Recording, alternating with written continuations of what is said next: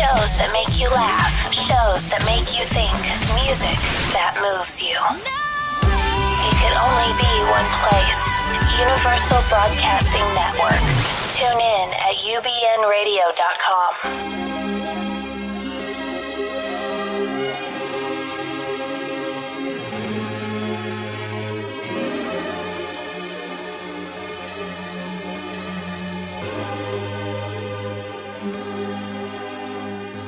Shut up, just shut up, shut up, shut up, just shut up, shut up, shut up, just shut up, shut up, shut up, just shut up, shut up, shut up, just shut up, shut up, shut up, just shut up, shut up, I love this. I was taking a picture. You were interrupting me. Okay, Of course you were but you have taking to a get selfie. me in the selfie too, because I'm with Tom. Oh, over you're here. always complaining about being in the selfie. Because It's you the don't put selfie me- is so about you. But isn't everything? That's why it's called selfie. Yeah, I know, but if it's thank my you. selfie, it should be, weighted more heavily towards me. You and I took one yesterday, and you did not post it. It was shocking to me. We were at a beautiful. Because I didn't look good. Did I look good? You looked better than I did. So what? was it? How does it benefit me to post a good picture of Oh, you look, and a she's- bad one wait, of me? Our could other just guest, send it to me. Look, our other guest, Carrie Kasem. Oh, she's gorgeous. Is she not gorgeous? Oh my gosh, she'll be on a little later after Tom. I mean, LaBonge. What are you Tom saying? LaBonge Tom's is not cute, good too, looking? but- I mean, give So- Tom a break I'm over not gonna there. call him gorgeous. He's Tom is cute. super but, all right, handsome. now we're in Look at her. Carrie's She's- selfie. Oh wait, am I in your selfie, Carrie? Okay. Well, you just keep trying. Sweetie, And use just get me in, filters. Okay, We need These filters. two, forget it. They're in all the time. Send it to me. Don't send it to Anna because she will never share unless she thinks she looks good. Exactly. So we were at this beautiful fundraiser for the International Medical Corps, which is one of our favorite charities. Okay. They This was yesterday. Fancy schmancy luncheon in Malibu, like beyond fancy. I wasn't invited, but go ahead. Go ahead. Well, I'm sorry, that is true. I'm kind of joking. Can't get Go around ahead. that Go one. ahead. I'm, I'm terribly sorry. I know you're joking, but you're not. But No, we have been no, it's okay. we have been involved with them for a long time. I know. Go ahead. Go ahead. And even though they are very big and fancy schmancy, the Good News Foundation has given them a little bit of money, which is probably how we got invited. Probably. You have to pay your way in, yeah. I think. But and you should because of the work they do. They are in Nepal right now. They are in Yemen. They are in Syria. They are in places that no one, except you, because you have traveled to Syria I on have been to vacation, Syria. which is odd, but that Yes. was some time ago. But I am odd. They are the places that everyone is fleeing from, and that's where they are. They're just an amazing humanitarian group, and hopefully they raised some money yesterday. But that house, how much is that house worth? This thing is in Malibu on the water. What is that, like a $20 million house we were at? How many people? It's How many people showed up? a 15-ish. Maybe. Wow. Unbelievable house. But it was a great event. And Dorothy and I are going to another event tonight for the Hollenbeck Pals. I We're thought I giving had them pictures of the event yesterday, but apparently if you're not in them, we can't show them. No, it's all right. If she didn't look good. money. What? I didn't say anything. That's a pretty dress, but that's not at the like event the and that's at your shoes. house. I love the shoes. I saw that today. The shoes were cheap. You have great shoes. Dolce Vita. The shoe, not Dolce & Gabbana. Dolce Vita. The shoes were cheap. I just want to jump in. Yeah, Forget about Please, shoes. Okay, come on in. Tom. Let's talk about Nepal and what you did yesterday and raise money. The American Red Cross, all these other organizations making a difference. It was a horrible earthquake that has taken the lives and we of tens feel of that thousands. here. We feel the pain of an earthquake here like nobody else. Absolutely, but building codes are different in Nepal than they are in the States. Absolutely. And so I just think everybody should do something to help. Choose your choice. There's a lot of websites you could go to, but the American Red Cross has always been there. And also I want to give a shout out to the Los Angeles County Urban Search and Rescue Team, along with others stateside and other. Are they there now? Absolutely, international rescue effort to help here. So it's a big thing. And to use the words of Lucy Jones, our very special. I love her. Oh, my Be God. prepared, it's coming. Just be prepared, it's Yeah. coming. But Well, our anyway. last enormous one was 21 years ago? That 1994, monster, yeah. 94, January 17th at 6:01. I have Or such 4:31. anxiety No, about 4:31. 4:31 in the morning. 6:01 was 1971. I remember that one. But you're right. You guys are all too young. to No, remember we're that. absolutely. But you're right, though. Our building codes are so different. When I built a house a couple of years ago. I don't know if this is true, but he said it could withstand an 11.0. Probably not. right. But my point is, An 11? and I don't believe None it. of us will. I don't believe it. Okay, that's just what he said. Maybe a 9 if But I'm lucky. in Nepal, there are 6. no roads now. there's No, nothing. but there are no codes really Well, the for. toughest thing is, too, is the belief that I remember in the 94 earthquake and Then there was Mayor Richard Riordan, who was a tremendous executive after that earthquake. Many of the people who were, and the great thing about Los Angeles is our diversity, and the diversity in Los Angeles, they were afraid to go back to their buildings, even though they were safe. So they were in our parks for several months. Oh, I remember the tent cities. I tent covered cities. all of that. Right. So that's because our codes are better and we're making them stronger. And now Mayor Garcetti's leading the way, so it's all a positive. But I just wanted to comment on the PAL. In your efforts to raise money last night, and then Hollenbeck Youth. I love that. That's tonight. That's tonight. Police Yeah. Athletic League. Let me ask you a question. Yeah. Remember Cassius Clay? Yes, of Muhammad course. Ali, God the greatest, right? How do you think he started boxing? Was it through PAL? He got his bike stolen. He went to I think in Louisville, Kentucky, I believe. Went to the police station there and said, I want to find the guy and beat him up. And the police officer said, go downstairs and join the Police Athletic League. And whether it's Hollenbeck or Hollywood or throughout the city, the Police Athletic Leagues are another opportunity for us to reach out to youth and have them have an enjoyable, worthy experience. A good experience with a cop. Yeah, Right, a exactly, positive one. Exactly. Are And you with their going friends. tonight too? No, I have a conference I got to attend to, Southern California Association of Governments. But that's- You're so busy. Tom, the reason you're here, Tom LaBonge, the councilman from the 4th Council District, which is mine, and everyone has always said that Tom has tried to redistrict me out of your district for all the years that I have annoyed you as a constituent. How could you cut Hollywood out, though? It's sort of in the Just middle. my house. He just wants to cut me I out. just want to let you know, Lucy always takes her trash cans in before it's too late, so she does a good job keeping her street clean. I mean, not Lucy, Anna. Oh, yeah. I made a mistake. I made that Oh, she's mistake. clean too, though. Yeah, She's a excuse clean me. one. That's my son's job, so it never got gets it. done at my house. I The hate trash that. never I gets know. I taken give it out to the or kids. brought It's in. a week Right, later. good. Sorry, Lucy, I meant Anna. But the reason you're here is that you are leaving city council. You have been a part of Los Angeles and city government for the longest time, but you are such a unique individual and really, I like to call you our Los Angeles historian. We've got some wonderful photos of when you first started working. How old were you when you started working, and what was your passion? 22. Well, I came from a big family, number one. I had great parents. From both where? Where Los you- Angeles, okay. Silver Lake District, 9039. And big family, 7 brothers. And my parents love Los Angeles. But if you're from a big family, you don't go on a jet anywhere. You go to Griffith Park, Elysian Park. You go to San Pedro. But and, how great. all the stuff that you have in the city. So that always kind of Sort of ignited something. Yeah. absolutely. And then being 7 of 8, we did talk about the trash a little bit ago, Anna. I was given the job as trash. It's always the kid. Yeah, absolutely. When the nicest people in the world were the city trash collectors. They let you throw the trash in the back of the truck. It's before automation, and push the button. And then we did trim trees back then. Now I'm 62 now, so this is like 50 years ago plus.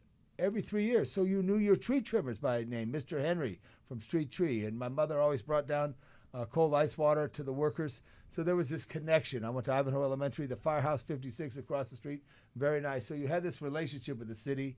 I wanted to be a high school football coach and an educator in high school. There were no teaching jobs in the mid-'70s. So you went to council, of course. So, no, I started at Not City Hall, yet. but I was on Mayor Bradley's youth council, and you know who Mark Thomas was? Mark Ridley Thomas. Oh, yes. Ridley Thomas. Yeah, Mark Yeah, Ridley of He course. Thomas. was Yeah. Mark Thomas from Manual Arts High School. I was Oh. Tom LaBonge from Los Angeles High School. John, we have a from photo Marshall of, High School. of that. Can you bring that up, please? From Marshall High School, Tom LaBonge. And so all the young people of the city kind of Wow. mixed together. Look Love at that photo. Yeah, Okay, How you, cute you, is look, that? you look the same. There you are with Mayor Mayor Tom Bradley. Bradley. That is a But great I love mayor. the photo of you with this giant film can. What is the Yeah. giant film Well, we'll can? look at it in just a second. What is that? Oh no, that's That's not you? No. That's a 16 millimeter Airflex, and I worked for 24 years with NFL Films as an assistant cameraman. Really? And, it was a great opportunity that came about by fluke. We were at the Ram game in 1970, Monday Night Football first year, and the elevator was broken at the Coliseum. We helped the NFL Films cameraman down. My brother Chris came up with the idea we should do this all the time. And the cameraman said, well, give us your number. And he said, no, give me yours to the cameraman. And we called him, and I did for 24 years and did a number of Super Bowls, knew both Mr. Sable, Mr. Ed Sable, and also Steve Sable, who we worked with. So it was a very special relationship. You must really want to get football back here. Well, I'd love to. I think it's up to the league. I would love to. Yeah. You know, I talked to somebody today. The problem we have right now is the redevelopment in the central part of downtown. It's making it tough for Staples, and that's out of the picture right now. I know we're talking about The Hollywood Park situation, Mr. Kroenke, that looks pretty good. Carson's trying to make a run at it. I think we could get a team. It's just where do we put them? Well, I think they got to figure it all out. They got Yeah. to. It's up to the 32 league owners. You know, we were on the cusp of getting it, but Would downtown just have been too crazy? well, I think if we got it back then, like when the Houston got their team, this is about 15 years ago, 10 or whatever. It's grown downtown now. You can't tailgate from a parking structure, and now there's a lot of apartment houses, condominiums, and parking structures. So the open space of South Park in downtown has now been taken up. Ideally, it'd be great behind Dodger Stadium, where you get the great view of downtown, the St. Gabriel's. Oh, that would be But spectacular. I don't think that's going to happen. But it's up to the 32. But you got to be able members to of the tailgate, obviously. You got to be able to tailgate. That's part of the whole experience. But there was a great experience to work I'm with serious. NFL Films and go around the state a little, in San Diego and San Francisco, Oakland, and also to Arizona on the West Coast. Now, you started with the city council in 2001, correct? Correct, but I worked prior to that. I started after I was on Mayor Bradley's Youth Council. Right. I worked the summer program in community beautification, and then when I graduated from Cal State University of Los Angeles, I got an opportunity to go to work at City Hall, and I worked 2.5 years at City Hall, and I'd never been east to Arizona, so I left that job and took an 11-week trip across the country and over to Europe. And then I came back, and then I got an offer to work for John Ferraro, the late great president of the City Council. And Peggy Stevens was very good to me when I worked for her first, but working for John Ferraro was like working for the biggest guy in town. Because He really ran this town. ran the I town, moved here when he was head of council, right. and as a reporter, he was an intimidating figure, yeah. Right. And he ran this town, and it's amazing. I don't think people wanted to cross him. No, you didn't want to cross him. But doesn't that say a lot about politics and how politics has changed now with not only the increased diversity of our city, but social media? I mean, everything's changed, Tom. Well, everything has changed too because when you Got a mentioned lot to social account media, for. my staff works real hard, okay, but they use this thing and they go like this thing, use their thumbs. I'm sorry, we're on radio here. They use. No, we're both. We're both in video. Yeah, all right, we got it all. But anyway, what I used to do, Anna, is I would go out to meet everybody who was in the yards of the city yards in the neighborhoods at their door. I 'Cause feel that's like what you it is. still do that. You still do Every time that, I go to Tom. an event, you're there. Yeah. But No doubt. but nowadays people do it through social media, and I like the old way because that's you met. I very think you could special combine people. both. I do. And I I hope think you so. do both. All I really Still. hope for. It's been great. This is 39 years that Yeah. I've had an opportunity to work for the city. I got another 8 weeks, I think it is. I hope there's someone who gets the opportunity I got to work almost 40 years for a city that really is in the inner workings of the city where you go out and help people, you change people's lives. They say, I got a problem, and you go help them and you make it happen. That's a real good thing. What do you tell people who are really intimidated and they'd like to be in politics, especially city politics in LA, but they don't know how to get in there? The only thing you should do is say, I don't want to get in politics, I want to help people. And if you help people, then they come to help you when you get in politics. It's a good answer. When I got in, people knew Tom helped people. I either got them a new trash can or got their street fixed, or because John Ferraro was a great admired guy, but he was running the city. But when I worked Right. for John, I was empowered to help the district. Right. And there was other people who had other jobs and functions. I'm not a saint, like the older guy who did it, but I think I crafted it the way it should be done. And I think for young people to get involved, if you love it, you think of the social feel it, workers yeah. and the teachers, and there's a whole many people. We bang up on government, and people do bang up, but there's people out there who really make a difference in their lives because they care about people. And that's the key, I think, in wanting to get into government as far as politics, is if you help people, they'll remember you. Well, we started a charity years ago, and the first event we ever had, which was tiny, Eric Garcetti came. Right? And, He was a councilman then. and it was interesting because we were like, oh, how great that he's here. But we also thought, I bet he has some aspirations. Yeah. There Absolutely. There might be two reasons Well, why where'd you have he's it? here. Where'd you have it? Skid Row. On Skid Skid Row, Row, on Skid Row The good- at School good- on Wheels. Yeah. Oh, good. Yeah, Okay, absolutely. Everything it. that we do, we do it. It's organic and it's humble and it's in the community. Eric Mark is real humble in the sense of that he's, and I love Antonio. Antonio went to Roosevelt. I went Do you to know Marshall. Antonio is now living in the district? Yeah, I know that. I see him hiking in Griffith Park. But do you know where he lives? I don't know exactly where he lives. Yes, he lives across the street from Wow. me. Okay. Can you imagine what How a upset nightmare? he was when he Wow. realized he was Wow. living across What the an- street Yeah. from an Yeah. investigative Have you reporter. become friendly? It is bad for both of us, Tom. Right, Can you right. imagine we're literally on top of each other? Yeah, It's yeah, so uncomfortable. I cannot tell you. Could you imagine if John lived across the street from It'd be a him? nightmare. Forget it. It would I mean, be- there would be like The street fireworks begins with going. a C, right? Yes. Yeah, okay, good. Quiet. I got it. That's you Just want know. to Well, let you when know you I go- know my When you district. go over there, you can knock on the door and go visit him. You know every street in Not the every district, street, isn't not that? every was street. And always- Linda Deutsch, she's Yeah, also in the yeah, I neighborhood. love We've Linda. got We're everyone. going over for coffee. We've got everyone. So But the city of Los Angeles is a city of great neighborhoods. It really is, from San Pedro to Chatsworth, from Boyle Heights to Watts. And there's been a revitalization in neighborhoods. I think I've been part of that, and that's a good thing about our city. But we do get complaints about it's too intense now, traffic. Yes, it is. It's a it's lot horrible, Tom. There's nothing. There's no I upside to What do you traffic. do about it, though? Well, the That's upside- the I don't thing. know. different. The upside is we got to connect to Metro. But Metro sucks. It doesn't go anywhere, Tom. It goes, but if you talk to people, Anna, goes you one line and then the other investigative line. reporter, if you talk to them, ride that 725 down Wilshire, people take the transit, know how it works. We got to introduce all of us to transit somehow. And we did make some errors. You know, your colleague, Pat Morrison, who I greatly admire, I said, Pat, one day I said to her, have a conference on the mistakes Los Angeles made. You know, we never should have got rid of the right-of-way of the red car. We should have Right. done certain things that kept Los Angeles in a way. The intensity of development, is spread out, but the jobs are so important now because the jobs and manufacturing is gone, and a lot of that has to come back. That's why tourism is so important to us, and a big element of our lives is tourism. So. Tom, you love this city, and the reason we wanted to have you on is because your career has been incredible, and you really, of all of the people of elected office in Los Angeles, you always show your passion. Always, because you're everywhere, and you've got a great family and a beautiful wife, and Bridget, and she's so supportive. And obviously, we wanted to thank you for your passion. But what is it that, if you had to describe Los Angeles and what it is that you love about this city, what is it? I think one thing is we got the mountains when it's clear, and the ocean. So I think it's what you need in life is water and relationships. And now we're in a drought. I like but that. I You're got right. it. But we have this relationship. Even though we know we can't get to the beach, we know it's there. It's true. And then you have the mountains, which are very powerful.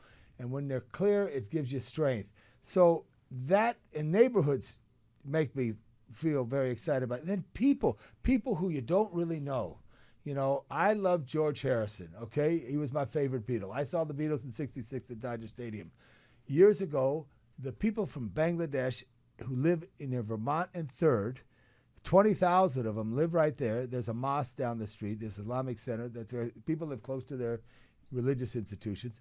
They said, let's have a little Bangladesh, okay? So they went to City Hall, and they found out we could do it, and they picked out a larger area that creeped into where Koreatown was. Because when Koreatown was developed, Tom Bradley, who was 6'5", John Farrow, 6'4", they didn't fill out any paperwork or sign anything. They just went out and put out the signs. I love that. So consequently, Grassroots. what I did, would you say what really tickles me? Mm-hmm. Real people, the people from Bangladesh who live in Los Angeles and work, they're engineers, they're in all kinds of work in Los Angeles.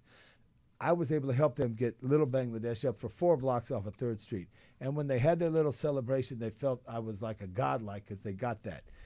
Connecting people to the city, to get lost and found in your own city makes me feel good. When people really like Los Angeles, I find a way to have a great relationship with my city, and my family does.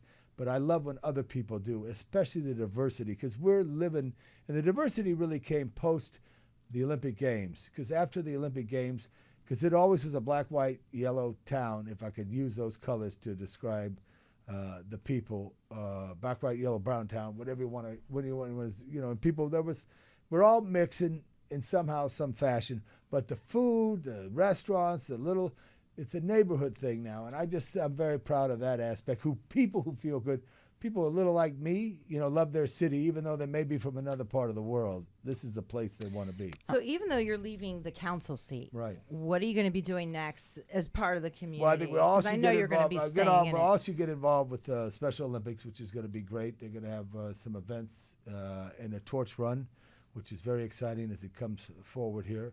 They're having something today as the law enforcement are going to run across the country with the torch. Special Olympians are very special people. After that, I do want to take a break and travel a little just to take a break, and then I'll see what's out there. But there's something good I want to do for Los Angeles. I don't know when it will be or how it will be. But, All right, let us know when you figure I it out. sure will. I'll come back and tell you guys. Thank you for Thank coming. Thank each and every one of you No, for being thank voices. you. And say hello to everybody at Hollenbeck tonight for We me. will. I know We you'll be at will. the Thank you conference. for being here. Yeah, You got Tom. it. You got it. Okay. We wanted to do a nice interview. Yeah. That was good. My husband has chased you down the street, investigative reporter. Her Her husband. husband's hung up husband on is- him. Your husband is David Goldstein. Yeah, David. You oh, don't want David. him. I My wanna- nemesis. Let me tell you how Oh, David no. did that. I see David in council, and I go say hello to him. You and- had to open this door, I know, Dorothy. I know, but he's in Jeez council. Louise. But here's the good thing. David comes in and he wants to know about the transit fee that we have in the Harbor Freeway and all that stuff. And I'm saying hello to him, and I'm talking about a story that he's investigating. And then he waits the whole meeting, and then I'm walking out, and he says, "Hey, Tom, what about this?" Well, lucky I had a check in my pocket because I took him right down to the treasurer, and I paid $14.29 to pay for the transit pass that they had. In I'm the sorry, car. he's a pain in the ass. You got it. It's He is. okay. He's a He's good kidding. guy. John You went should after be married him to him. with Silly String. Did you know about that? That's okay. That's all I'm right. so sorry. And he about still that. comes on our show. Thank you, Tom. And the Thank good you. news girls love him too. Thank you, Tom. Thank We you, Tom. appreciate it. Bye-bye. Bye. Bye, Tom. And now, in the grassroots way that we do things. Oh, and we're going to wait. miss this. The Tom LaBonge Oh, wait, calendar. let me have my little map. Here, because you thank need a my map Yeah, to I lord. get got around. 3 kisses when you came in. I only got 2 when he was You have leaving. a terrible lovely. sense of direction. Oh, the worst. You know me too well. Lost sense of direction. Your next guest is very special. Isn't and, she? Our and next guest her dad is- was a great ambassador, not just for Los Angeles. I remember he was on KRLA, but all over Oh, the country and the unbelievable. world. And Armed Forces Network. Very special. Okay. Thank you, Thanks, Tom. Bye. What a great introduction. I mean, you can't. Yeah, I it's mean, done. We this don't- We're done. We can just leave. I Carrie know. can go on. Bye, and Tom. Here, Thank sweetie. you. Carrie is a Hi, love. Carrie. Hi, Carrie That was a Kasem. great in- there. How are? And What an she's introduction. a pro huh? at this because she does radio and TV for a living. And she so- knows how to do her hair with the headphones, do. which Oh, is look very how hard. perfect. I do, I and I know. can't wear No, both. yours I is don't know how good. you guys wear the Oh, both really? Oh, you That's do a- one? I can Wait, never do do what? both. Oh, I like that better. because then you can actually hear what's going on in the room. We Oh. need new That's Tony. We need new headphones. No, We no, need no, new- no, no, no, you no, just- You just wear one off. Push one off your Oh, ear. I love that. Oh yeah, You're a it's- genius. it- And I- you Oh, have it's too confusing. great hair. I've been doing radio since '97. Most people think I got my career when my dad died. It's like, oh, I No, see. this is yeah, not no, how I'm it serious. goes. Oh, Oh, that I'm going sounds to try it like terrible. this. It's very horrible. odd. It's horrible. I can't get used to it. I'm going to go like this until the next time. But anyway, Carrie Kasem, thank you for being here. Thanks for we having talked my whole ride over here, praying to God I wasn't going to be late. Because Anna yells at you when you're late. And you too. So thank goodness you came I in yell. after I me. yell in such a kind way.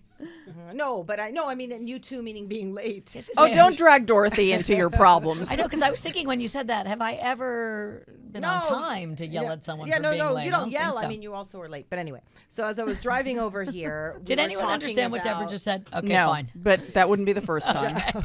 We were talking about Carrie and I were talking on the phone, and we were. Oh, you did the talking pre-interview. about- Okay. Yeah, sort of. Sort of. Why we have her in here, what she's doing, and her whole journey to getting here. So, Carrie, Yes. would you? Yeah, no, I'm so thank you for having me Yeah. on. Really appreciate it. Yeah, like I said, I've been in radio for a very long time, but the last year and year and a half has been really something that was tragic. And a horrible thing, but what came out of tragedy is something that I never thought I would do. And like Tom LaBonge was saying, helping people. When my story went public, and for those of you who don't know, right. my father, Casey Kasem, his wife blocked me, my brother, my sister, my dad's entire family, including his brother, all of his friends, everyone from seeing him. It'll be a year and a half ago, maybe. So yeah, you're about- thinking that your dad may be dying and you don't get to Well, say he was goodbye. ill. He was dying. He was quite sick. But he was walking and talking.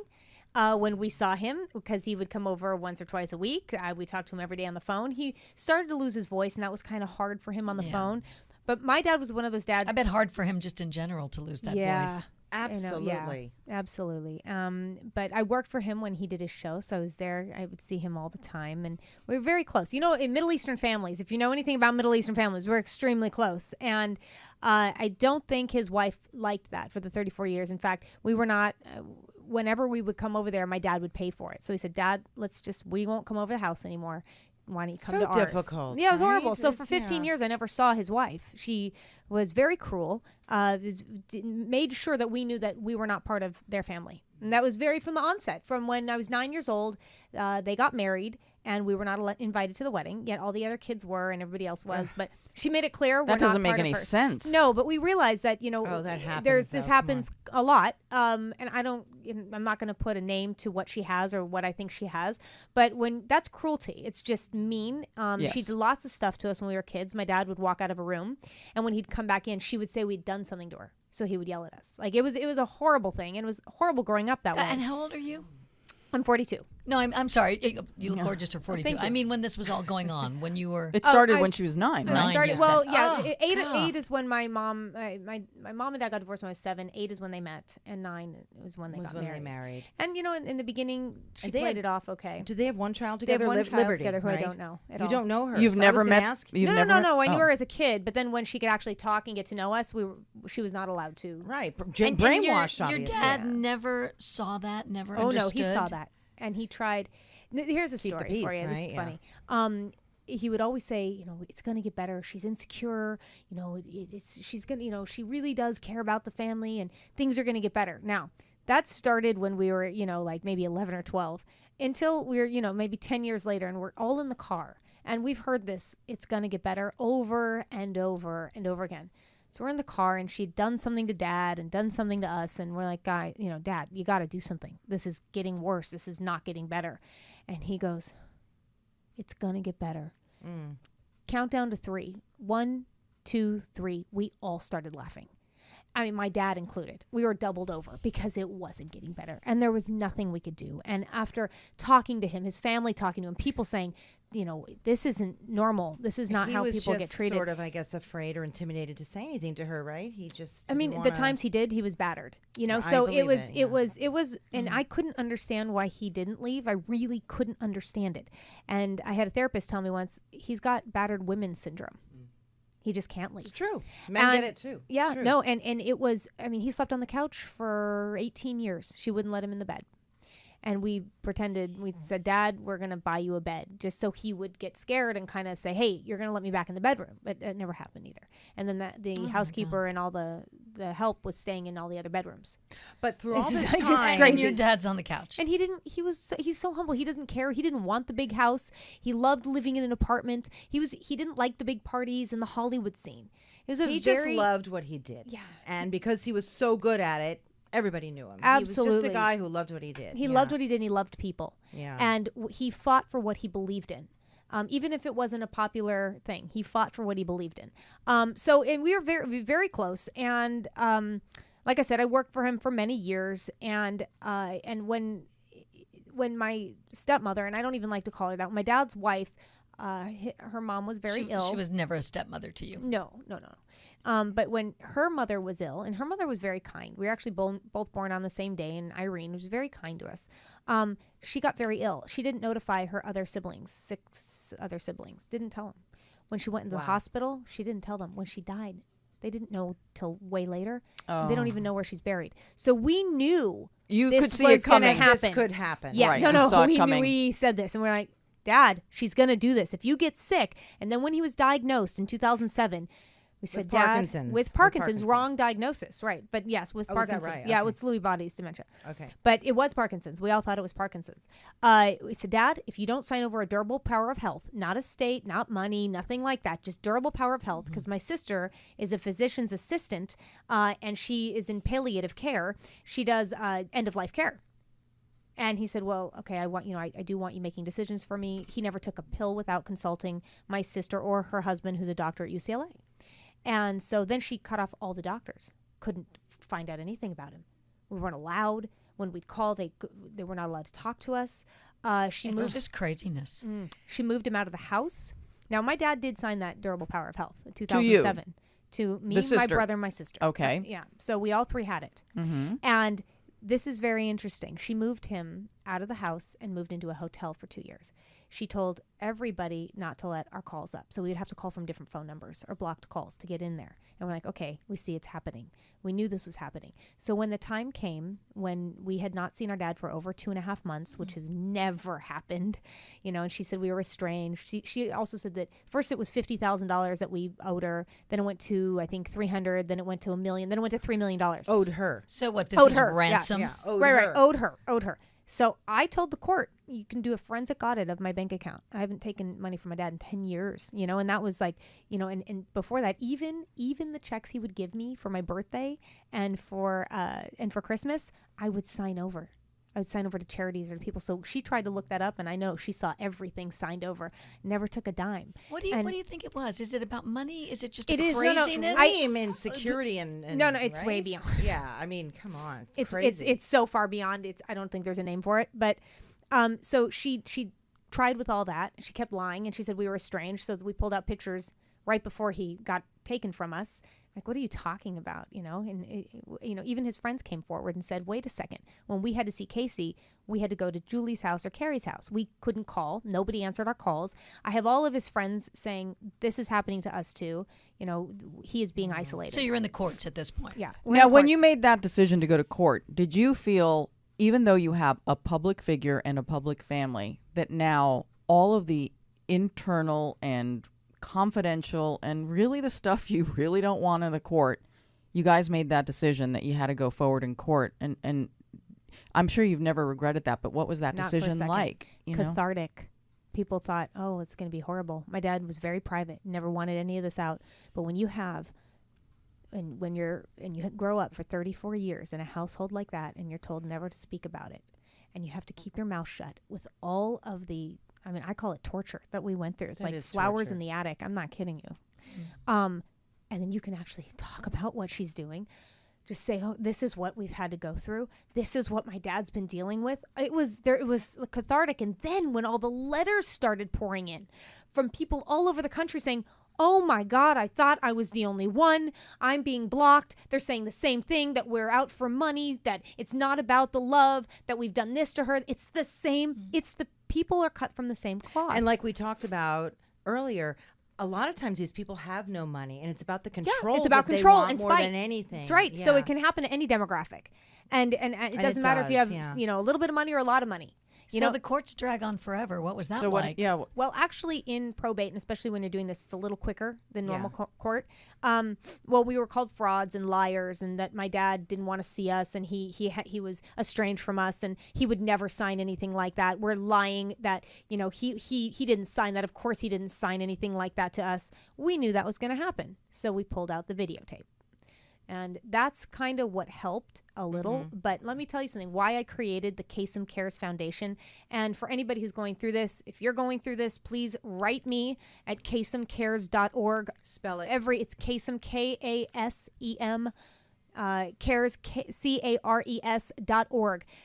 Every single letter that we've gotten, I've used to lobby assemblymen, state representatives, and senators who said we don't need the bill. And I'll slap down 100, 200 letters down on their desk. And every single person changes their mind.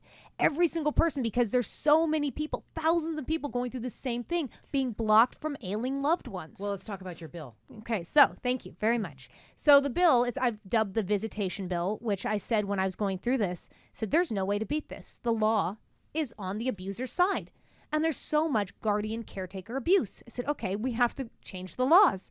And here, I'm not a political person. I vote, and I did a political talk morning show in Las Vegas, and I learned a lot about politics. My mom is a political fundraiser. She's a fundraiser for the Republican Party. My dad was a tree-hugging liberal, so I was kind of right love down the that. middle. So I kind of knew a little bit, and I said, I got to get this bill passed. And my stepfather, Robert Naylor, is a lobbyist and a lawyer. He said, I'll be your lobbyist. So I got that, and then my lawyer, Troy Martin, said, I'll write the bill. So we started writing it, and all of a sudden we get a call from Assemblyman Mike Gatto's office. Hey, we want to help you out. and we have been championing that bill, and it almost passed last year. Hopefully it's going to pass this year. Here in California. Pass where? Here in California. Sorry, Okay. we are in California. She's already got it passed in how many states? So, 7? well, no. It's in 8 states right now in front of people, but I am one person, and I thank God for my team at Kasem Cares, my executive director, Lisa Caprelli, who she's going to kill me if I don't give this number out. You can text CARE to, so here's the number. You can text CARE to 213-297-3832. That's 213-297-3832. Text CARE to that number. We'll send you a newsletter and how you can get involved. But I've been lobbying like crazy across the country, and Iowa, thanks to Simon Conway and Senator Zahn, got it passed in 3.5 months.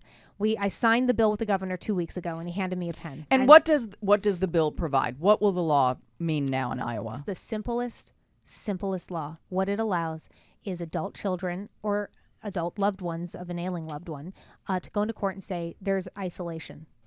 I'm being kept from someone I love, or my dad or my mom, and this isn't okay. And at this point, a judge now can rule on visitation. Right now, the judge they can't adjudicate. They have no ability to just rule on visitation. Don't they have to do that within a certain amount of time, though? Especially if somebody's sick. Yeah, I mean, it's right away. Yeah. So, right.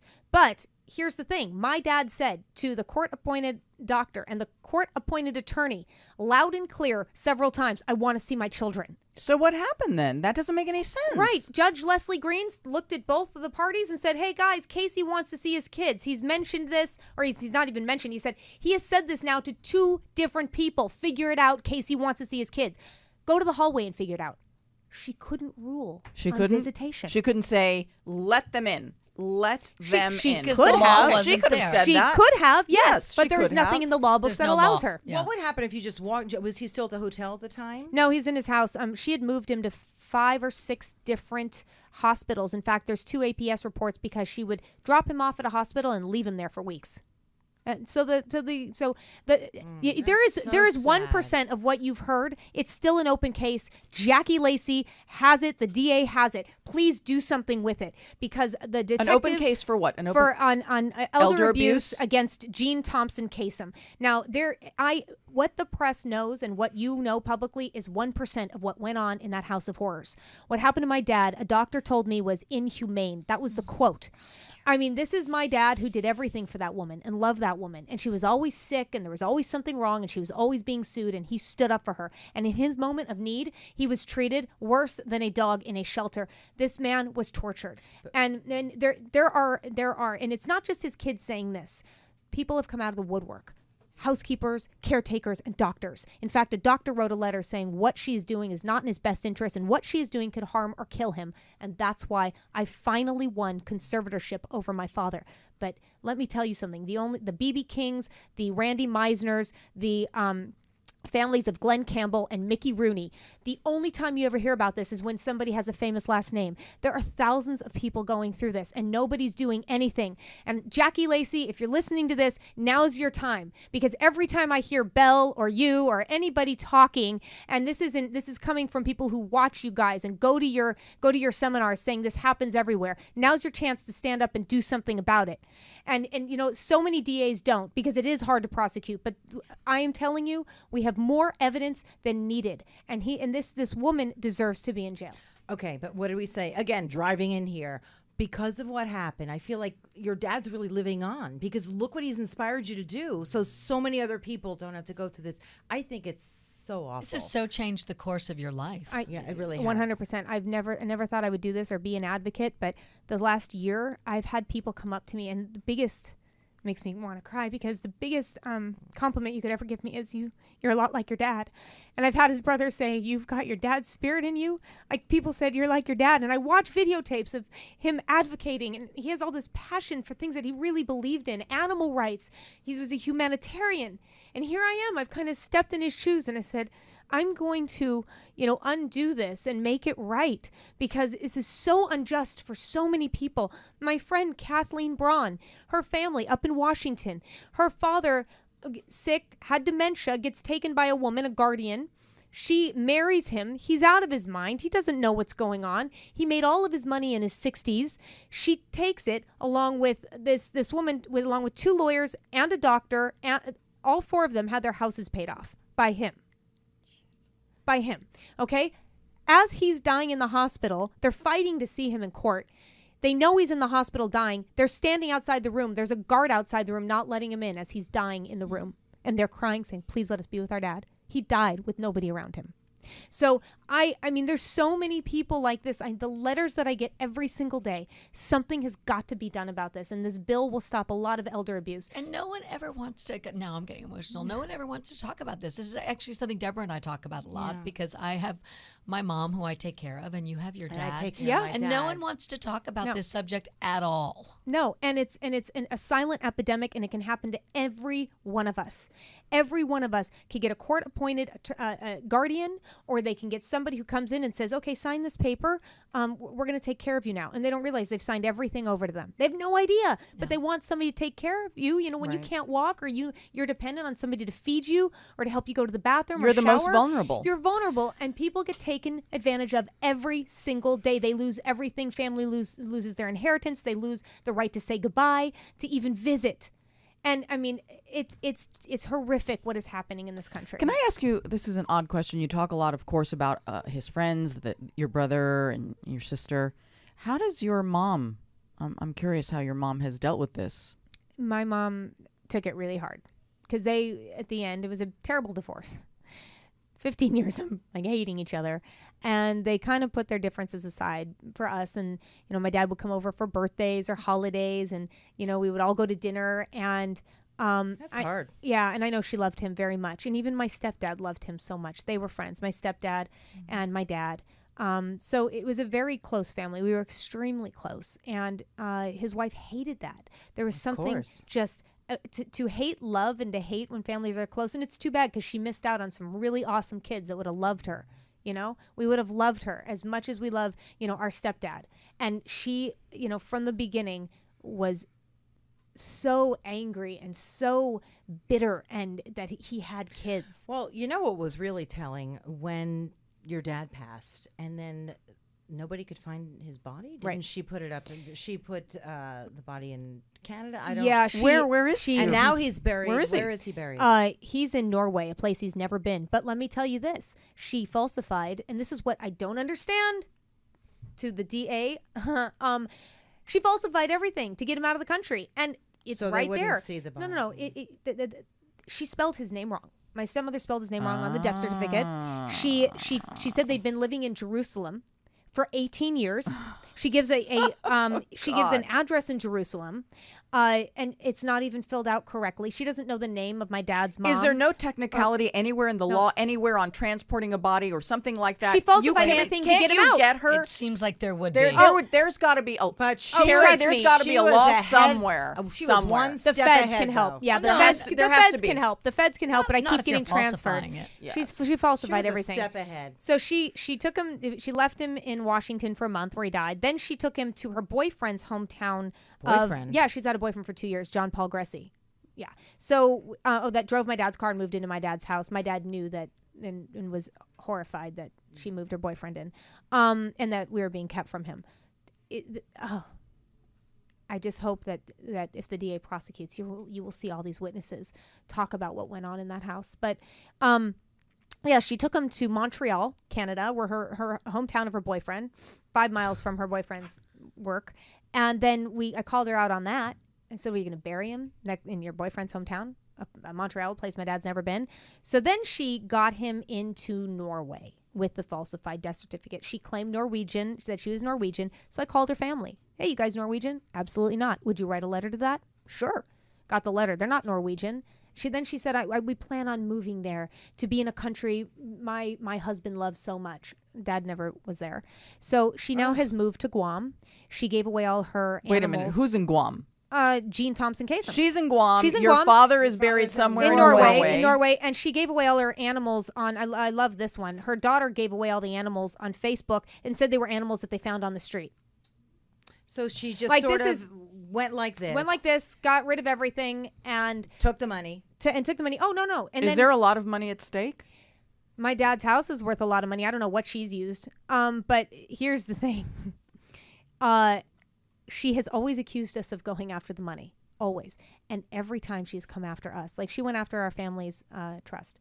and it still hold up. You know what's because she's amazing? Such an ugly thing. I don't know what's in the trust or anything, but if there's something, there would have been enough to go around. If she Well, would, no. This is or just a even small not. irrevocable trust for the kids. No. She has everything. She's got everything. I mean, well, it's a $2 million policy, right? For all of us kids and grandkids and everything. $2 million, right? She's come after it. And she put her child into the $2 million. So it's not a lot of money. It's nice. Right. But my God, we all own homes. We all have jobs. I haven't taken a dime from my dad since I was in college. I mean, we're all successful. The one thing my dad gave us that you can't pay for is integrity and work ethic and self-respect. And she could never take that from us. And if my dad left us not a penny, we'd be fine. And he knows that. Look, you look like him too. That's Well, you amazing have his because eyes. You have his eyes, and You have his look eyes. at that. And obviously his spirit. He was such a kind man. I've met him a few times good on a man. few occasions. Such a good, and I met his wife as well. So Yeah, I've yeah, I'm sure, right? met them both. I'm sitting here just in like about to be a puddle of tears. Can you tell us, not the end of the story, but the end of the story with you and your dad? Yeah, I fought hard, and thank God, because I don't think I could have lived with myself without fighting for my father, because he was going to die alone in a convalescent home with the housekeeper coming to visit. You were with The him, housekeeper was okay. Yeah, but nobody else. His wife never visited, neither did his daughter. but were you with him at the end? Did you At get the to end, be the with last him? Yeah. 15 days of his life, he was surrounded by his brother, my aunt, my brother, my sister, one of his dearest friends, Gonzalo Vanessa, of 27 years, and me, and we were with him the last 15 days of his life. And he knew that he was surrounded by love, and there was nothing we could do to save him. And there's another myth that we pulled the plug on my dad. No.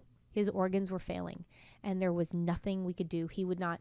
His feeding tube was backing up. He would no longer digest, and when we would try to give him fluids, he was drowning. And if you've ever heard what lungs sound like when they fill up and you're drowning, it is the most horrific sound. So when his wife, who had when we brought my dad to the hospital, flew back to LA to be with her boyfriend, and then went into the courts to stop, because we said we can't put him on fluids or food anymore. His body's shutting down. And like an animal, when they start to die, you don't eat and drink. You have no, and I didn't understand this. I didn't You get this. respectfully let the body do. You let the body go, and I didn't know that. I'm like, you have to give him fluids. Well, he's going to be thirsty. He didn't want any of that. He was dying. So I had to learn that lesson, but we had to actually get his do not resuscitate out, because his wife was forcing us to put him back on fluids, which would have killed him like that, which he would have died. He would have drowned. But she wasn't there. She wasn't there. She did not know. So she wasn't there when he died. No, and there was an order for her to be there. She kept saying, "Oh, the kids wouldn't let me." We kept calling her lawyer, "Please get Jean here. He's waiting for her. He's waiting for her." Ugh. We kept saying that, even though we dislike her and what she's done. This for him. You didn't want her right. there. I didn't want her there. Right. I didn't want those two, Right. No, I people get there, that. but he would have. And that's the responsible way. If you're a guardian, it's what that person wants, not what you want. But you must feel a little bit of peace in your heart knowing that you were with him, at least at the end. That's You it's the fought and only thing fought. that's the light at the end of the tunnel was we got to be with him, and he knew he died loved. And now you're getting this through. You're trying to get this through in every state now. Every state. Every state. I that is my life's work, and I think it's going to go fast. I think we're going to get the visitation bill in all 50 states very soon, and we're going to change some guardian laws and some will and estate, which is a little harder. But anybody can make their will and estate plan. And the minute they have a little bit of dementia or they're a little bit sick, anybody can say, "Hey, sign this paper. I'll take care of you for the rest of your life." Boom, there goes everything out the door. So this is very important, even for anybody listening. Make sure it's not just one guardian that you have. Have 2 or 3, that when you cannot make decisions anymore, when you are incapacitated, make sure that you have 2 or 3 people at least making the decisions for you. It is so important that it's not just one person. And that they get along. Yeah, but even people that make sure they get along with your kids. Make sure they're kind of a separate party. That you trust. It's so important, because people will take advantage of you, and we see it. People that your family members, your kids, anybody will take advantage of you. So just make sure that when you get old, and now, but if even young people can be incapacitated, but please have your will and estate plans together. It's so very important. It's so very important, because your life can be ripped away from you so fast. Carrie, thank you so much for coming. You've Took the taught worst us thing that ever could have happened to share in your something life, so and- horrible with us, but hopefully But you're using it. You are. Yeah. And how could your dad not be proud of you? Oh, thank you. I really appreciate You that. feel it too. How? Oh, I you know. feel No, it. no, no. You're I know feeling he it. is. And he is with me. I can't tell you. The lights go off. Like things There's drop. that. Like people get freaked out. I'll be talking about my dad and stuff will flicker or they'll completely go out. And then I say, it's my dad, and it'll come back on. People have seen this now. They've witnessed this. They didn't believe it at first, and now they see it. So, believe it. yeah, Kasem cares. Say it again. I actually did.